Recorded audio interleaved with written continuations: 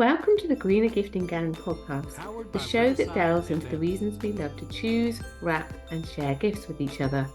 Hi, I'm your host Eve Kale, founder of Gift Wrapped by Eve, and I'm on a mission to help you experience the joy of gift giving while also considering the planet. Each episode I'll be sharing ideas or interviewing guests who will help inspire your choice of gifts and how you present them. Whether that's for your own gifts or products you create or sell in your small business, will help you consider how to make small changes that can help your gifting be a little greener. Well, welcome to the podcast, Charlotte. It's brilliant to be chatting with you again. I know we've done lives before, but this is a bit different, the podcast. So welcome to the show. Could you start by introducing yourself to our listeners? Yeah, thank you, Eve. Yeah, so I'm Charlotte. I am a mum of two. I've got a 4-year-old and a 1.5-year-old, and I am the mum behind the Kids Party Pact campaign. I'm also a marketing consultant in my kind of paid job. But yeah, the Kids Party Pact is kind of the reason that Eve and I met via Instagram. So yeah, it's an amazing, wonderful world, the online world, isn't it? About how you can, connect with people all over the place who've got sort of similar interests to you. And I remember finding your page and thinking, oh, what's this? This looks really, really interesting. So, yeah, tell us a bit more about what it is. And I'm sure as we get into the conversation, we'll be talking more about how you came to be doing all of this as well. Yeah, definitely. So, well, the Kids Party Pact is all about normalising more affordable, more sustainable gifting at children's parties. And that includes the dreaded party bags. So there's 3 parts to the pact. And what we're asking parents to do, they don't have to do all of these 3 things, but at least starting with one, is to give more sustainable or secondhand or homemade party bags and gifts when you're giving things, and to share gift guidance when you're hosting a party.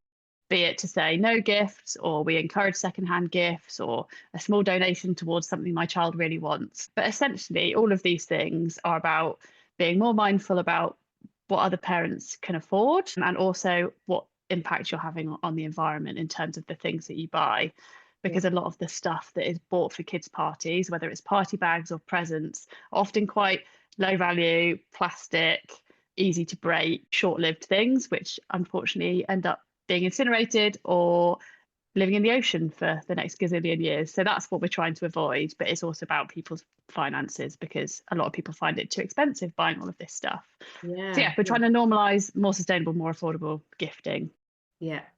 So it's when I came across your page and what you were doing, I was like, wow, this is really, really interesting. Because obviously I'm coming from a point of view of loving to give gifts myself, and working with people who are giving gifts. But as a parent myself, when I came across what you were doing, I thought, I wish this had been around sort of 10 years ago. Because my children are a bit older than yours. They're 13 and 10.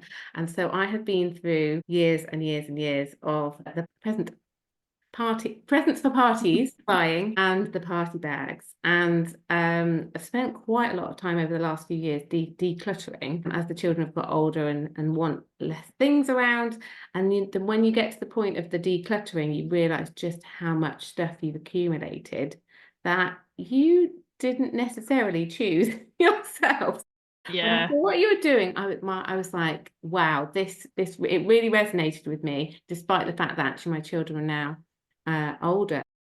Yeah, how did it all come about? Because it's something that I have thought about over the years, like, and talked about with other parents, but none of us have ever done anything. So when you did something about it, I mean, I think it's just amazing. How did you come about? It's funny, because basically every parent I speak to says the same thing, and particularly parents with older kids, everyone's like, oh my God, why didn't we do this before? So yeah, so it's really nice to hear that, and hopefully we can change things now for the next generation of children. But yeah, so partly it came about just by talking to friends with older children and hearing lots and lots of moaning about those kids' parties, particularly at the beginning of primary school. And my daughter's about to start primary school in January, and not January, sorry, her birthday's in January. In September, she's about to start primary school. And so I've kind of got this looming thing in my head of like, we're going to start getting invited to all these whole class parties. And I've heard all my friends talk about how much money they spend and how much tat they end up with and all the clutter, and it's slightly awkward and all of the stuff around it. I heard that, but I also set up a toy swap in Kendal, which is where I live, and I've done it for the last 3 years, just before Christmas, and it's been super popular. Everyone who's come has ended up getting all of their kids' Christmas presents from the toy swap, and most people have come back year on year, and said, "This is amazing because I haven't had to spend a penny on my children's Christmas presents," and they were like, super happy about that, and also they're happy to declutter. And it kind of got me thinking, why are we okay with giving our own children secondhand gifts, but everybody seems to feel quite uncomfortable about giving secondhand gifts to other people's kids, even though we'd be totally happy to receive them ourselves? So that plus what I'd heard all of my friends talking about in terms of, the drawbacks of kids' parties and gifts, Yeah, yeah. kind of made me think, oh, hang on a minute, like, let's change this. So I thought I'd start an Instagram account, start talking about it. And then I saw the smartphone free childhood pact, and I thought maybe as parents we could make a pact to just all agree to do it differently. Mm. So that's kind of how it was born. And then I decided to do a survey just to double check that it wasn't just my own personal opinions. And what I found through the survey was that, yeah, this is a widespread feeling that parents have. There's lots of concern about, I think 80% of people said they worry about the clutter from gifts that their kids receive. 77% said they're concerned about the amount of plastic, and 43% of families said that they find a financial strain. And that, for me, that one was like, actually, that's not really okay, is it? If we're putting each other in this financial position of feeling like you have to, stump up and buy a really nice present for somebody when actually that parent doesn't even want it. So I thought, right, this is an issue. I'm going to go for it. So yeah, I've spent a lot of time over the last 6 months on this, and we're starting Wow. to gain traction, which is cool. Fantastic. So tell us more about how the pact works in reality. So you've got this Instagram account and you've created like a pact. What does that mean for parents? How can they get involved with it? So the pact is basically you just kind of pledging to change the way that you go about gifting a kids' party. So, it is not like a legally binding thing or anything. No one's going to come and tell you off if you don't follow through with it. But from a behavioural science point of view, if you actually sign something like that, put your name against it, you're more likely to follow through with it. So that's the reason for actually having people say, like, put their name down and say, yeah, I'm going to do this. It's because they're actually more likely to follow through. Like I said, there's the gift guidance. So when you have a birthday party for your child, on the invitation, just put something about gifts to encourage a more sustainable option, but also to let people off the hook if they don't have the money to buy a present. So some people say no gifts, particularly for really young kids, like 1-2-year-olds. They don't know anything about this. They don't need a gift. That's my opinion. That is much easier to say no gifts for younger children. It could be you do a toy or a book swap. You could do a fiver party. That's quite popular. So basically say, my child's saving up for this thing that they want. It might be like a big Lego set, or they might want to go to a theme park or the water park or something. You could say, my child really wants to do this. Can you just chip in a few quid towards that, because we don't want all the clutter? So there's the gift guidance, and then there's when you're giving gifts and party bags, just to be more mindful of doing that in a sustainable and less costly way for you. So yeah, it's a bit of a cultural shift, because obviously, it's so ingrained in us to buy presents for other people, and it is a nice thing to give gifts. So I think that's a big myth that I want to bust, is that the Kids Party Pact is not anti-gifting. Okay. It's just about being conscious of what you're gifting.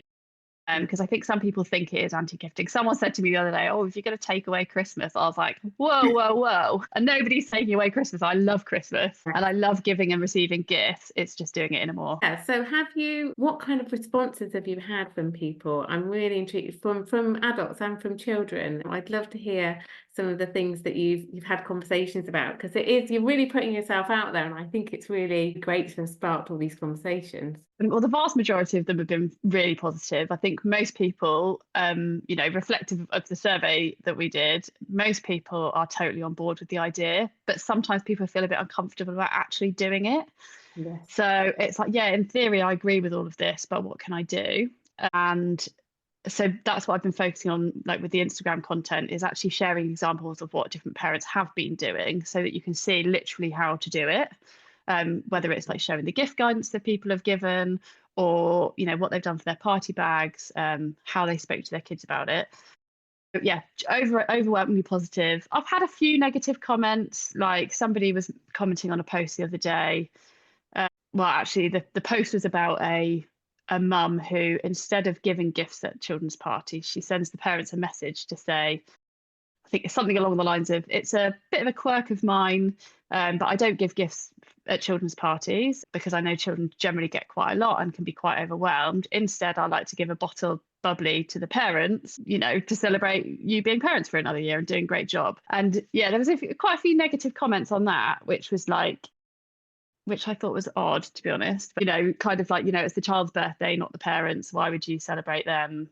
That kind of thing. And I thought, oh my God, I would love it if someone gave me a bottle of bubbly on my child's birthday. Yeah. So yeah, that kind of thing. But but also, some people get the wrong end of the stick and they think we're saying don't give any gifts, which is not the case. So I think sometimes people just slightly misunderstand the message. Okay. So that's just something we need to make sure is really clear. Yeah. Generally really positive. And kids don't even notice, to be honest. I think so. We did, like I said, we did the book swap for my daughter's birthday. She was only 4, so she hasn't had loads of exposure to loads of different parties. So it's easier when they're younger. She absolutely loved it. She keeps saying to me that she wants to do a toy swap for her next party because at her birthday, her friend who was about to turn 6, she went home and told her mum, I love that so much. Can we do a toy swap at my party? So that kind of ripple effect is really exciting. And then Heidi went to that party and she loved it. And all the kids there had a great time because it was novel as well. Yeah. Like they've never been to a party where they get a present to unwrap, like out of a box of wrapped presents. Yeah. So that was way more exciting to them than a traditional party bag. And Faye, who was the party girl, only got one present at the end of it, or maybe she got a couple of extras. I don't know if her parents, sometimes people put in a couple of extras in case somebody forgets, but also so that their child does end up with a couple of things at the end. So yeah, the kids seem really positive. And then I think where if people are doing things differently, it's just about talking to your children before and getting their buy-in. So if they really wanted to, so one example was a mum who their child really wanted to get a Hot Wheels set. I don't even know what that is, but apparently that's the thing that kids want. So this kid really, really, really wanted one. And the mum said, well, tell you what, instead of getting a load of different bits and bobs from your friends, why don't we see if we can ask them to contribute, and then you can get a really mega Hot Wheels set. And the child was obviously really chuffed about that. So it's just about talking to them in advance. I think we can give them more credit. And the other thing is, if you encourage secondhand gifting, maybe you don't even need to talk to the kids about it, because are they going to notice if something's pre-loved? Like most children wouldn't, I don't think. Yeah. So I think that's really interesting. I'm really glad that you've had mostly just really positive responses. And if you're gonna do something that's a bit different, you're gonna get some people who are gonna make comments. Well, that's fine, isn't it? Because it starts a conversation. And they can be they don't have to do it. Not everyone has to do it. It's up to them, isn't it? And my hope is that we get to a point where this is the norm, and they're the unusual ones. Yeah. And then they'll eventually catch on, because they'll be like, oh, is it a bit awkward that I'm giving out this party bag full of loads of plastic that no one wants? Yeah. Maybe I shouldn't do that. That's I don't want to judge or shame anyone, but it would be great to get to a point where that's not really that socially acceptable anymore.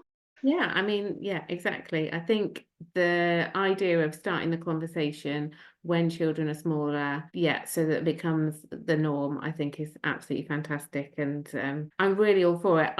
I love gifting. I love gift wrapping. That's what this whole thing is about. But I really resonate with your story and what you're doing. So I'm interested to know whether this is like how this is sort of spilled over to the rest of the kind of gifts that you give or don't give in the rest of your life. How do you sort of take it to to your family and friends? Yeah, are you into secondhand gifting or more mindful gifting? Tell us a bit more about how you do it. Yeah. So well, I'd say this for me has really come from an environmental point of view. So probably since my daughter was born, really, I've thought I really need to do more to reduce the impact on the environment. So I'd say, like, me probably being more environmentally conscious with gifting has only been 4 or 5 years, really. Prior to that, I probably didn't really think that much about it, to be honest. So in that time, I've obviously spoken to family about it, and some people have clocked on a bit faster than others. But one nice example, so a few years ago, was it 2 or 3 years ago? I can't even tell the passing of time anymore. We had my husband's family, all of them, for Christmas, almost all of them.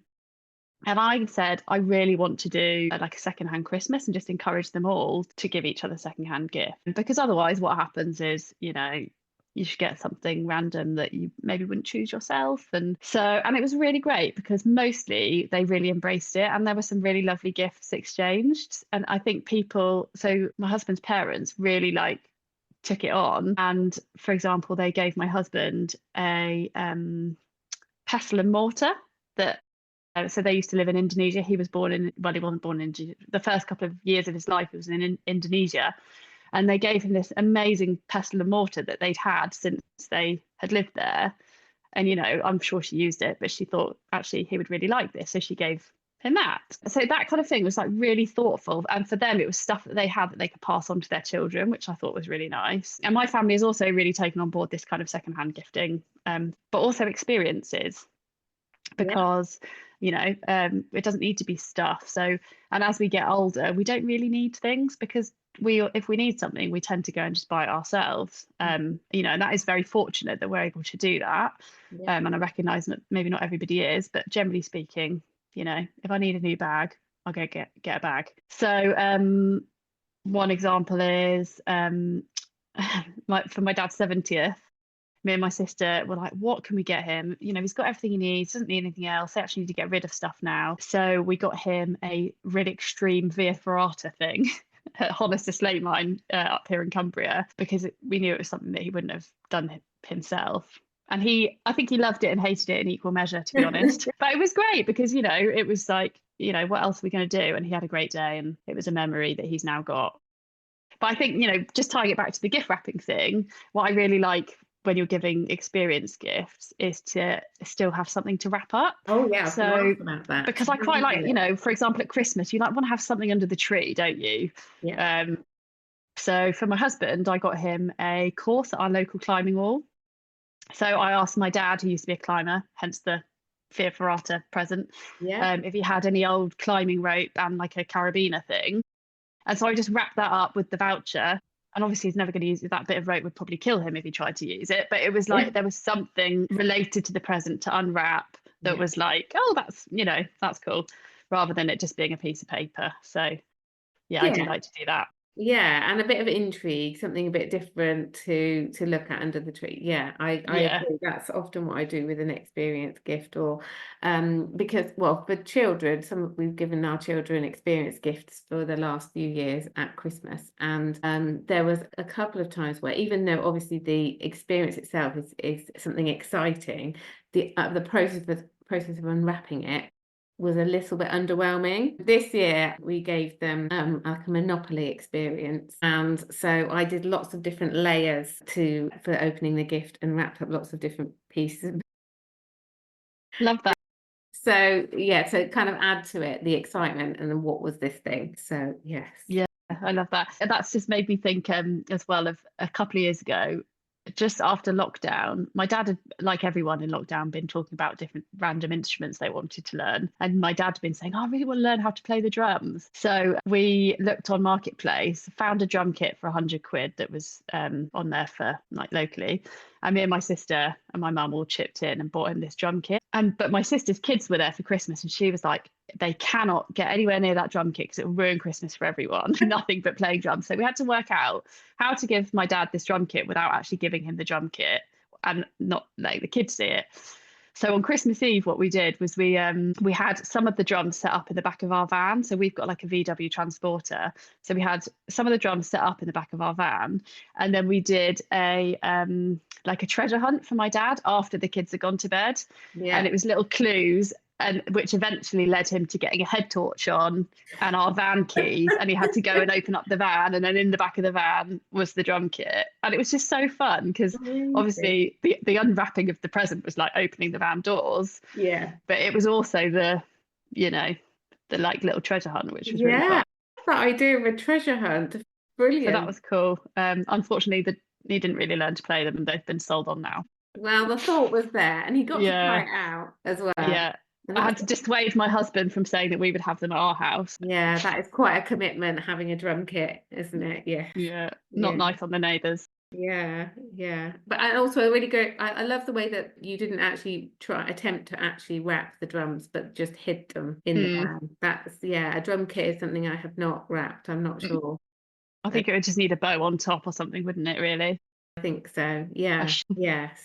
So in terms of actually wrapping gifts, how, yeah, you mentioned the climbing experience gifts, but when you're wrapping physical gifts, not non-experienced gifts, how do you tend to wrap them? Have you made any changes to how you wrap them when you've sort of been on this sort of greener journey? Yeah, I guess so, in that I very, very rarely buy new wrapping paper. In fact, I haven't bought new wrapping paper for years now. So I always try and reuse something or kind of get creative with fabric or stuff out the recycling bin. Yeah. Stuff packaging. I always try and keep, if packaging looks good, sometimes you get the big brown stuff that's kind of packed in boxes to keep things safe. So things like that I keep hold of. I've got a couple of drawers and a big bag of wrapping paper that I've sort of saved, and like a box of ribbons and things. So I'll never buy that stuff now. I'll just reuse it. And then the other thing I've switched to is paper tape. The like with the pretty patterns on, which I like because I know it's not plastic and that's good. But sometimes I think it's sort of, I don't love it's more obvious, isn't it, on the paper? Yeah. Which I don't always love. And sometimes I'll try and like use a ribbon instead or something. Yeah. Or I've also sometimes like tried using Pritt Stick to seal things so that it's not like an obvious tape. But yeah, so that's the main thing really. But I've actually had it drilled into me from a young age to reuse wrapping paper because my mum's always been a big saver of wrapping paper. And apparently my grandma, my mum's mum, used to on Christmas Day be there ironing the wrapping paper and folding it up. So yeah, I credit a lot of that back to her. Well, I've heard that from quite a few people actually, that it's generations, probably two generations back, people did save and iron and reuse wrapping paper. Obviously, just to give a warning here that if you don't check what you're ironing before you start ironing wrapping paper now, because it depends on what's on it. Plasticky. Plastic. If you've got something with a coating, please don't try and iron it because you ruin your iron. I've got to say, I rarely iron clothes, so I'm hardly going to be ironing wrapping paper. I'll just sort of smooth it out a bit. But I'm that person on Christmas Day and on birthdays who's like diving in front of someone who's about to scrunch it up and put it in the bin. Yeah, I know. I mean, me too. And my top tip for that is if you get people groaning at you that you're that person, then just put it all in a bag on the day and just put it out the way so nobody can throw it away. And then I quite enjoy the process of sorting it all out and just go, right, leave me alone for half an hour and I will do all the sorting out then. You get whinged at if you're doing it on Christmas Day, don't you? Yeah. Being a party. Yeah. I also find it I have to kind of grit my teeth and take a deep breath. But when kids open presents and they just obviously rip it open. I'm not gonna tell my children, no, don't do that because they're young and that's part of the excitement, isn't it? But I am sort of sat there like, that's another bit in the bin. I can't use that piece. Well, let me help you. Yeah. But that won't last forever, so that's okay. Yeah, I know. I think if you use slightly thicker paper, actually it's quite hard to rip and then that's a good tip. Yeah, I don't want to ruin anybody's fun of the unwrapping process. Yeah. I think it is part of being a child that you get really excited definitely. But also we have gift bags that have gone round and round and round and round for like years now that we just keep rolling out, and that that's easy for kids as well because they just grab the stuff out, so you don't even have to worry about the ripping then either. And they look quite fun, don't they? So yeah, they do. I think they're really good. They're a really good way of reusing things, and you can always like put your own little spin on them by adding a tag, a gift tag yourself, or adding your own decoration if you want to. My daughter actually made her party bags this year for her birthday party using, I don't think they were all gift bags. I think some of them were actually just small carrier bags, but she decorated them all actually and had a lot of fun doing it, which was really nice. I can't say that the contents were entirely eco-friendly because she is old enough that she wants to make choices, and there's only so far you can influence, but you can't completely control their decision making. You can obviously just give suggestions when they're a bit older. There was one thing I was going to circle back to actually, which is that my children are older now and they like the process of going to choose a gift for a special friend. And in fact, I had a conversation with my daughter this week where she said, I don't want to be that. I said, do you want me to get this present for this person, or do you want to be involved? And she was like, she wanted to choose. I don't want to be that kid at the birthday party who doesn't even know what the person's unwrapping. So I was like, oh, that's really interesting that she picked up on that especially, when they're littler at bigger parties, they're handing over something that they didn't have an involvement in choosing. So my question was really, if you're doing sort of gift guidance at the parties, what about the process of the child getting to learn about choosing a gift for somebody else? How does that fit in, do you think? Yeah, well, I suppose if you've been invited to a party and they've said, please give a donation towards this, or some specific guidance, then obviously you just need to talk to your child about that and explain why that parent has given that guidance, and say, well, what should we do? Like, if they've asked for something secondhand, or if you as a parent kind of have as a policy in your home or whatever that you give secondhand gifts, then obviously that's hopefully something you'll talk to your children about and explain why. But you can have a chat about what kind of thing your friend might like, and then you can go to the charity shop, or you can have a look on Vinted together. You could get a little wish list on Vinted of things that might fit the bill, and then say, which one of these do you reckon? You choose. Or go to a decent charity shop, because some charity shops are better than others, aren't they? But if your friend likes particular things, then you can do that. And I do think it is just about normalizing this with children. I'm thinking, there will be people who think it's a bit scummy to buy something from a charity shop as a present for somebody. But, I think we need to reset that mindset, because I heard a horrifying stat the other day about clothes. There's enough clothes on the planet to dress the next 6 generations of people. We can't possibly use all of this stuff. And so we have to start looking for things that already exist in the world rather than always buying new. And in the UK, we purchase somewhere between 370 million and 400 million toys every single year. It's absolutely mental. And then I saw another statistic, which was 8 out of 10 of the toys that we have end up being incinerated, going to landfill or in the ocean.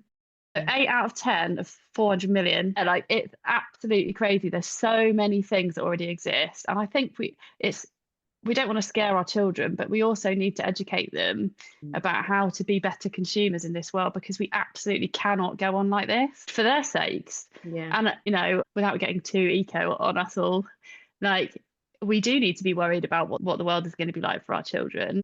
And I think if we do want to do the best thing for our children in their future, in the moment when they're saying, mummy, I want this thing, or it's really, really hard to say no. And maybe we don't have to say no all the time, but we definitely shouldn't be saying yes all the time either, because they are going to be paying the price for that, and they won't thank us for it in the future.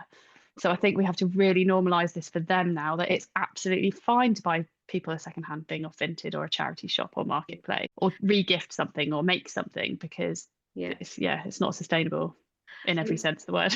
Yeah, I think it's about having these conversations about one thing, and like you say, the ripple effect into other areas. If you one day said, right, okay, we're going to be greener around here, and then you try and make all those changes all at once, you're going to get a lot of resistance probably, aren't you? But if you can start to make changes, with the parties or with the way that you gift, then it helps you make then decisions about other things, or it starts to have the conversation with family and friends, don't you? And we'll sort of see, I think, the changes in other areas as well. Yeah, I mean, I've seen it for myself. Like I said, I've only really been on this journey for like 5 years now, in terms of being more conscious about what I'm buying and stuff. And I've kind of gone from, just being someone who'll be like, oh, I need that, I'll get it, to now actually in almost all parts of my life, my first thought is, do I need to get it? Can I get it secondhand? Yeah. And I very rarely buy new things now. just because that's now in my psyche. Yeah. And I will buy new things, but I'll try not to. Yeah. And if I do, I'll try and find a more like sustainably, conscious option. Yeah. Which unfortunately is often more expensive, which is obviously a drawback for lots of people. Yeah. I think that will change over time as demand increases for it.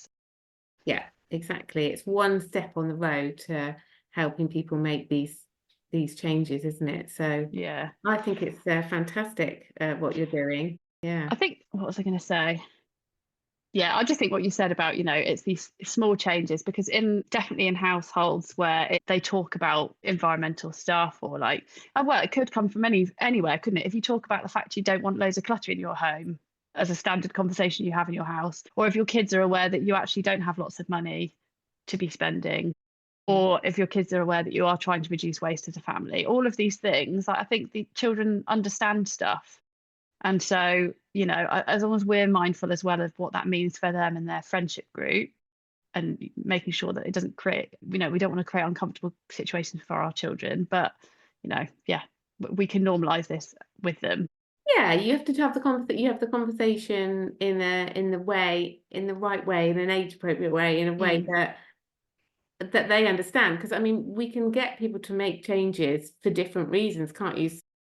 My daughter helped me declutter her room last summer, and now when she's in a gift shop and she's going, oh, but I want to get this, I want to spend my pocket money on this or that, and I'm like, and I say, well, do you remember what it was like when we tidied up your room? And she was like, all this stuff, I don't want this stuff, and it's it's in the way. And I'm like, well, remember that, do you really want to buy it? And then she'll maybe more often than not have another think before she spends money. Not always, but we're having a conversation about it. So from her point of view, I was sort of talking about it in a slightly different way than the environmental way, even though that's important to me. But I'm not sure as a 10-year-old you necessarily grasp it. Definitely. And you have to meet people where they are and like understand their own values and motivations. And I think that's what's tricky, is in the moment you want the instant gratification of something. Like you did with your daughter, you've got to remind people of what they actually care about in the bigger picture, whether that's clutter or money or waste. Yeah. So much impact that you're having just by like creating this pact. I think it's really exciting. I'm really excited to see where it goes and how far the word can spread. So yeah, before we sort of wrap up, where can people find out more about the Party Pact, and if they want to, how can they sign it and get involved with what you're doing? So the website is nocrapparties.org, nocrapparties.org, and the pact is on there, so you can sign it there. And you can follow us on Instagram. If you just search either No Crap Parties or the Kids Party Pact, and you will find us on there. So yeah, we're also on Facebook, but a bit less active. So you can search in all your usual places. Lovely. Okay, and we'll put all of the links to all of those things in the show notes so people can go and have a look, find out what you're doing, and give you a follow. And hopefully some people will sign the pact as a result of their listening to the podcast as well. So please do, and sign. And then the most important thing is to share it, because if you don't share it with your friendship group and your mum friends or your dad friends and your family, then it will just be you in isolation. And really, for the change to happen, you need like your circle to be on board as well. So do share it. Yes, absolutely. And we'll share it when we put this show out as well, this episode. So fantastic. Well, thank you so much for joining me. It's been brilliant talking to you some more and hearing more about where it all came from. So thank you very much. Well, thank you, Eve. Thanks for inviting me. Nice to chat. Thank you for listening to the Greener Gifting Gang podcast. For free resources, head to giftwrapedbyeve.com/freebies and follow Eve on socials at giftwrapedbyeve on Instagram and Facebook.